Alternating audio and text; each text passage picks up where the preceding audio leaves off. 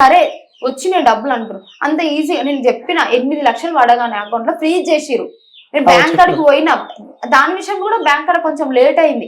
Bank కాడికి పోయి account freeze అయింది, మీరు పోయి కొల్లాపూర్ SBI బ్యాంక్ లో అడగండి, బర్రెలకు అకౌంట్ ఫ్రీజ్ అయిందా నేను అబద్ధం చెప్తున్నా అనుకుంటున్నా, మీరు పోయి అడగండి. నేను గంట సేపు కూర్చొని అకౌంట్ తీపిస్తే మళ్ళీ ఎమ్మటే ఒక 1 hour తర్వాత మళ్ళీ ఫ్రీజ్ అయిపోయింది. మీరు వెళ్ళండి కొల్లాపూర్ వెళ్ళి నా గురించి అడగండి, బర్రెలకు వచ్చింది అది ఇంతకు ముందు అకౌంట్ ఫ్రీజ్ అయింది నిజంగానే అయ్యిందని అడగండి. నేను అంటే అబద్ధం, వాళ్ళు కూడా అబద్ధం చెప్తారు.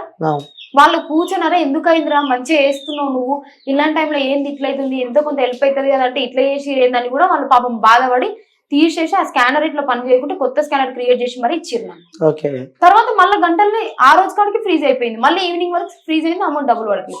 ఫోన్ చేసి అమౌంట్ వేద్దామంటే అక్క అయితలేదు, ఇంకొంతమంది నమ్మలేదన్నా సరే మీ అకౌంట్ నెంబర్ పెట్టి వేరే వాళ్ళు కూడా తీసుకుంటారని అట్లా కూడా భయపడి ఇంటికి వచ్చి మరి కొంతమంది ఇచ్చిన వాళ్ళు కూడా ఉన్నారు. నేను ఓపెన్ పెట్టినా నాకు ఇంత డబ్బు వచ్చింది నేను ఒప్పుకుంటున్నా అన్న, మీరు చూసిన కాడికన్నా ల్యాండ్ కబ్జాలు చేసి దొబ్బి తిన్నోళ్ళు ఉన్నారు, బ్లాక్ మనీ అని చెప్పి దొబ్బి కళ్ళ ముందలా కనబడుతున్నాయి వాళ్ళకు. వాళ్ళ డీటెయిల్స్ అడగండి అన్న, నీకు ఎంత డబ్బు వచ్చింది, నువ్వు ఎంత ల్యాండ్ కబ్జా చేసినావు, ₹1 అడగడానికి దమ్ము ఉండదు. ఇట్లా నేను సడన్ గా హైలైట్ అయ్యేసరికి వాళ్ళకి నన్ను హింసిస్తురా అంటే నాకు వెనకాల గట్టి వేరే వాళ్ళు ల్యాండ్ కబ్జా చేసేందుకు గట్టి ఉంటారు వాళ్ళ వెనకాల పెద్ద పెద్ద లీడర్లు, వాళ్ళని ఏం చేయలేరు, నాకు ఏది వెనకలేదు, నేను హింసించి నాతో పాటు నా ఫ్యామిలీని కూడా ఇబ్బంది పెడుతుంది. ఎందుకు ఇట్లా ఇబ్బంది పెట్టాలి? సరే మీకు ఇష్టం లేదు నువ్వు నిలవడకని చెప్పు, నేను నిలవను కదా, సరే ఇంక వాళ్ళ కోసం అన్నా బతుకుతా, నేను నార్మల్ గా వాళ్ళ కోసం అన్నా బతుకుతా. ఇంకా ఇంత ఇబ్బంది పెడుతుంటే నేను ఏదో వేసి మళ్ళీ స్టార్టింగ్ మంచి వ్యక్తులు అన్న, మేధావులు కూడా ట్రోల్ చేసి వాళ్ళకి తెలియదు అన్న. పెద్ద ఒక ఆయన చాలా మంది మేము ట్రోల్ చేసాను, నా మీద చేసిండు. సరే నాకు ఆ వీడియో షేర్ చేసి ఒక అక్కనే మేధావి అక్క కూడా మంచి అక్క, నేను ఇట్లా చేసిన నువ్వు కౌంటర్ అంటే చూసిన, సరేలే ఆయనకు నేను అట్లా అనిపించిందేమో చేసిన, దాన్ని కూడా సరే నువ్వు నెగిటివ్ ట్రోల్ చేసినా నేను ఒక్కడు కూడా రియాక్ట్ అవ్వాలి. ఎందుకు రియాక్ట్ అవ్వడం, వాళ్ళకి తెలియక చేసింది, నేను తెలిసి ఎందుకు రియాక్ట్ అవ్వడం అనేసి ప్రతి దానికి ఏమి రియాక్ట్ కాలేదు. నెగిటివ్ చేస్తే హైలైట్ అవుతాం అంతే. ఇలాంటి నెగిటివ్ ట్రోల్స్ ఎక్కువ వస్తున్నాయి అంటావు, ఘోరంగా. సో ఈ ట్రోల్స్ వల్ల కూడా సూసైడ్ దగ్గర. ఓకే, సో లైవ్ లో మీ తమ్ముడు చింటూ అన్నావు కదా, సో చింటూ ఒకసారి. సో వ్యూయర్స్ ఇప్పుడే చెప్పింది శిరీష కూడా లైవ్ లో చెప్పింది, సో మా తమ్ముడు కూడా అడుగుమని చెప్పి, సో వాళ్ళ బ్రదర్ ఉన్నారు మనతో, వాటితో కూడా మాట్లాడదాం. తర్వాత వాస్తవం ఏం జరిగింది అయితే అప్పుడు ట్రోలింగ్స్ అవుతున్నాయని చెప్పి మాకు ఇది బాగా డిప్రెషన్లోకి వెళ్ళిపోయింది అన్న. అయితే సూసైడ్ అట్లా అంటే ఇప్పుడు చేసుకుందామని చెప్పి పోయిందనమాట. ఇంకా మేమేమి ఉండే ఆపినాము, ఎందుకులే అవుతుండే ట్రోలింగ్స్ అయితే మేము ఆపినాము. సో వాస్తవంగా సూసైడ్ దగ్గర పోయిందాక పోయిందన్న. ఏం చెప్పింది ఆ రోజు మీతో? అయితే ఫోన్ చేసి నాకు చింటూ ఇట్లా బాగా ట్రోలింగ్స్ అవుతున్నాయి, బాగా అసలు నాకేం ఇది మూడు అప్సెట్ అవుతుంది చింటూ, బాగా ఇబ్బంది అవుతుంది. ర్యాపిడోకి పోయినాడు, ర్యాపిడోకి పోయిండు. అంటే ఒకటే దగ్గర ఉన్నాం నేను వీడు. ఎలక్షన్స్ అయిపోయినాక వీటితో నేను రూమ్ తీసుకొని ఉంటున్నాను ఇప్పుడు హైదరాబాద్ లో. వీడు నేను ఇంకా వీళ్ళ ఫ్రెండ్ ఒక అబ్బాయి, అంటే దూరం ఏం కాదు దగ్గరే, నేను చుట్టం ఈ సాయి అని చెప్పేసి మా మరిది. ఇంకా ఉంటున్నాం మా పిన్ని వాళ్ళ పక్కనే. అయితే ఆ రూమ్ చిన్నగా ఉంటుంది మా పిన్ని వాళ్ళది, ఇంకా మా పిన్ని వాళ్ళ పక్కనే ఉంటున్నాం. వీడు ర్యాపిడోకి పోయిండు. ఇంకా నాకు పిచ్చిలేసి నాకు ఏం అర్థమైతలేదు, మైండ్ పనిచేసిన గిన్నెలన్నీ ఎత్తేసిన, నాకు ఇంకేం అర్థమైతలేదు. ఇంకా వీడు ఫోన్ చేసిండు మా పిన్ని వాళ్ళకి, ఫోన్ చేసి ఇంకా వీడు వచ్చిండు. అప్పటికే నేను ఫోన్ చేసి చింటూ నా వల్ల అయితలేదు, మమ్మీని మంచిగా చూసుకో, నేను బతకడం వేస్ట్, ఈ జనాలకు ఇంకొంతమందికి చెడు చేసేటోళ్ళే కరెక్ట్. నేను ఎవరిని అన్నావు ఇప్పుడు వరకు ఒక్కరిని మోసం చేయలేదు, నేను ఇప్పటి వరకు నేను ఒక్కరిని మోసం చేసి సంపాదించింది లేదు. నేను అట్లా చేసింటే మంచిదని అయ్యేదాన్నేమో.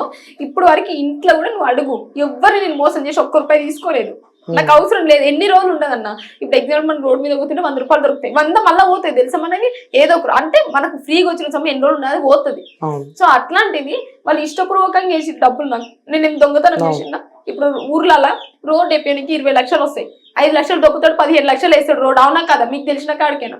ప్రతి స్కీమ్లకు దానికి మధ్యలో ఉన్నవాడు వాడు వీడు తిని లాస్ట్ లబ్ధి పొందేటోనికి తక్కువ పైసలు వస్తాయి. రీసెంట్ గా బ్యాంక్ లా ఈ ఊరైన మా ఆయన వాళ్ళ ఊర్లో 5 లక్షలు వస్తాయి, చచ్చిపోతే 50,000 అడుగుతున్నారంట బ్యాంక్ లా. 50,000 మధ్యలో 50,000 దొప్పి తింటారు. వాళ్ళ గురించి మీరు మాట్లాడండి, ఇష్టపూర్వకంగా చేసిన నా పైసలు అవి కూడా ఇన్ని కోట్లు వచ్చిన అన్ని కోట్లు తమ్నైల్స్ పెడితే పెళ్లికి వచ్చిన వాళ్ళు కూడా తెలుసు. మీకు గాజు రేషన్ ఆమె వచ్చింది మా ఊర్లో, పైసలు కొంచెం తక్కువ తీసుకో ఇబ్బంది అవుతుంది అని అంటే పైసలు కరువా మీకు అంటుంది. వీళ్ళు పెట్టే వీడియోలకి మమ్మల్ని మానసికంగా ఎంత హింసిస్తారో మాకు తెలుసు. ఇది కామెంట్లు కూడా అన్న గలీజ్గా చేస్తున్నారు కామెంట్లు, ఇది 2 కోట్లు వచ్చినాయి 3 కోట్లు వచ్చినాయి అంటే ఇది అంటే ఇది వాళ్ళు కొంచెం చూపించవచ్చు అన్న. ఇంకోటి ఇది కామెంట్ కూడా మొత్తం ఇది బ్యాడ్గా చేస్తున్నారు, గలీజ్గా పెడుతున్నారు కామెంట్లు. అంటే ఒక తమ్నేల వల్ల కామెంట్ల వల్ల అనుభవిస్తున్నారు. అనుభవిస్తున్నాం అన్న, ఘోరంగా అనుభవిస్తున్నాం. ఇది వాళ్ళకి అంటే ఊర్లలో ఎట్లుంటారు అన్న, ఫస్ట్ తమ్నేల్ ఒకటే చదువుతారు, లోపల మ్యాటర్ చూడరు వాళ్ళు. కొంచెం చూసినా స్టార్టింగ్ ఏదో చూస్తారు, లాస్ట్ వరకు చూస్తారా నేను ఏం చెప్పింది అనేది చూడరు. తమ్నేల్ చూస్తారు, ఇన్ని వచ్చినాయి ఇంకా ఫిక్స్ అయిపోయారు ఇంకా వాళ్ళు. ఇంకా ఇట్లా పెట్టడం వల్ల కూడా నేను చాలా ఇబ్బంది పడ్డా చూడన్నా. సో చాలా ఇబ్బంది పడ్డారు, చాలా ఇబ్బంది పెడుతున్నారు నన్ను అయితే. ఒక్క తమ్నేల వల్ల పెళ్లికి వచ్చినా సో ఇంకేం చేసుకుని అవే పైసలు అనుకుంటున్నారు. అవే పైసలు వీడిని అడుగు, వీడు తెచ్చిండు పైసలు మా ఊర్లో బొజ్జన్న అడిగేలా, వీడు తెచ్చిండు మమ్మీని అడుగు, మమ్మీ పైసలు తేపోరా పెళ్లికి అడ్జస్ట్ అయితే లేవనంటే నా యూట్యూబ్ నుంచి వచ్చిన అమౌంట్ నేను ఇచ్చిన మమ్మీకి. పెళ్లికి అమౌంట్ సరిపోలేదు, అడ్జస్ట్ అయితే లేవు, వీడు తెచ్చిండు పైసలు అడుగు. నేను తెచ్చిన 4 లక్షలు అప్పు తెచ్చినాం మళ్ళీ మేము.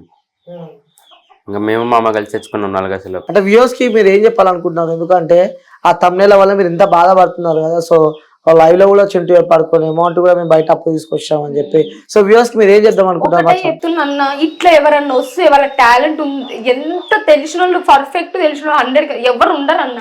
సరే తెలుసో తెలియక వస్తే మీరు సపోర్ట్ చేయండి, నచ్చలేదంటే ఊకోండి. బ్యాడ్ కామెంట్స్ అన్న ఏందో అన్ని కామెంట్స్ అయితే నాకు పిచ్చిలేసేది. ఇప్పుడు నా ఇన్స్టా ఓపెన్ చేసి ఇస్తా నీకు, అందులో నువ్వు ఇన్బాక్స్ లో చూడు ఎన్ని దరిద్రమైన కామెంట్స్ వస్తావో. ఇన్బాక్స్ కూడా చెక్ చేసుకోకుండా అయిపోయినా నేను. వెంకటేష్ చూస్తాడు, వెంకటేష్ డిలీట్ చేస్తాడు. వెంకటేష్ కి ఫోన్ చేసి ఆయనతో కూడా ఏమేమో మాట్లాడతారు, ఇంకా ఆయన పట్టించుకోడు. ఫస్ట్ ఇట్లా మాట్లాడాల్సిన అవసరం లేదు. సరే నేను నామినేషన్ వేయడం మీకేమైనా ఇబ్బంది అయిందేమో, నన్ను క్షమించండి అంతే. మీకు చేతులు ఎత్తి మొక్కుతున్నా, నాకు బ్యాడ్ కామెంట్స్ పెట్టకారి, నేను నామినేషన్ వేయడం మీకు ఇబ్బంది అయితే మీరు నాకు సపోర్ట్ చేయకారి. అంతేగాని ఇట్లా బ్యాడ్ కామెంట్స్. సరే నేను ఇంతకుముందు అమ్మ వాళ్ళ ఇంట్లో, నేను హస్బెండ్ వాళ్ళ ఇంట్లో ఉన్నా, నా ఫోన్ నేను ఒక్కదాన్ని చూస్తానా, మా ఆయన చూస్తాడు, మా మరిది చూస్తాడు, వాళ్ళు చూస్తే కామెంట్స్ ఏమనుకుంటారు అన్న. ఇంకా ఈ కామెంట్స్ నేను చెప్పలేను, ఇంకా అవి అంత కామెంట్స్. మా అమ్మ ఇంకా నేను పెళ్లి చేసుకున్న నెక్స్ట్ టైమే ఇంకా మొత్తం కామెంట్స్ ఆఫ్ చేసేసిన. నేను ఇంకా భరించలేకపోతున్నా. మరి కామెంట్స్ వెంకటేష్ చూస్తాడు, నేను తీసుకున్నంత లేట్ ఆయన తీసుకోడు. ఎంత మంచి మొగోళ్ళైనా మనకి ఎక్కడో ఒక బాధ అనిపిస్తుంది. సరే ఆయన నన్ను అర్థం చేసుకున్నాడు, నా పర్సనల్ విషయాలు అన్ని తెలుసు చేసుకున్నాడు, ఆయనకు కొంచెం బాధ ఉంటది కదా, అందుకే కామెంట్స్ ఆఫ్ చేసేసిన. అన్ని కామెంట్స్ ఆఫ్ చేసేసిన నేను.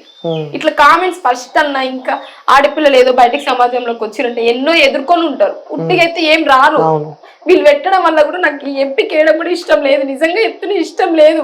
ఇవి భరించలేకపోతున్నా నేను, ఈ కామెంట్స్ కానీ ఇవి నెగిటివ్ కానీ అస్సలు భరించలేకపోతున్నా. వద్దని అనుకున్నా, వద్దు మమ్మీ పొలిటికల్ లైఫే వద్దే మనకి, ఇంకా ఇన్ని మాటలు ఇన్ని నెగిటివ్ భరించలేకపోతున్నా, నా షాద్ అయితే లేదని చెప్పిన. చెప్పి మమ్మీ ఉండి వద్దమ్మా, ఏదో దేవుడు ఒక్కసారన్నా చూస్తాడు, నువ్వు గెలిచినావు అనుకో తర్వాత నీ పరిపాలన చూస్తాడు, నువ్వేందో మాకు తెలుసు. ఇది ఒక్కటే చెప్తుంది మా మమ్మీ, వెంకటేష్, మా మామ. వీళ్ళు నువ్వు వేయకుండా ఉంటే కూడా గలీజ్గా చేస్తారు, నేను పైసలు తీసుకున్నది ఊకున్నది అని అట్లా అంటారు. నువ్వు ఎన్ని బాధలు పడుతున్నావు మనకు తెలియదు, వేయకుంటే ఇంకా గలీజ్ చేస్తారమ్మా నిన్నంటే వేయాల్సి వచ్చింది. ఈ నెగిటివ్ కి దీనికి మస్తు భయపడుతున్నాను నేనైతే, బాధ అనిపిస్తుంది. వీడియోలు కదన్నా పోవు కదా, జీవితాంతం ఉంటాయి. రేపు నా పిల్లలు చూస్తే ఇప్పుడు ఒక మాట, ఎప్పటికైనా నా పిల్లలు చూసుకుంటారు, లేకపోతే మా తమ్ముళ్ళు, మా చెల్లెలు, మా పప్పికి చిన్న పిల్లలు చూస్తే ఎంత గలీజ్గా ఉంటుంది చెప్పు. ఇష్టం వచ్చినట్టు తమ్ముళ్ళు పెడతారు. ఎప్పుడైనా కానీ నేను కాదన్న, ఎవరైనా సరే ఆడపిల్లలు బ్లేమ్ చేసి ముందు ఒకసారి ఆలోచించాలి. నువ్వు ఇట్లా మాట్లాడొద్దు. సరే మా నాన్న ఏదో తాగి వాగిండు, దాని గురించి కూడా కొంతమంది నా ప్రచారానికి వచ్చిన అన్న వాళ్ళు కూడా నెగిటివ్ చేసిరు. మా ఇంట్లో ఉంటుంటే చెంపలు వలగొడతామట. నువ్వు చూసినావా నేను పోయింది? ఒక మాట నువ్వు చూసినావా? తాగిచ్చి వాగిచ్చిరని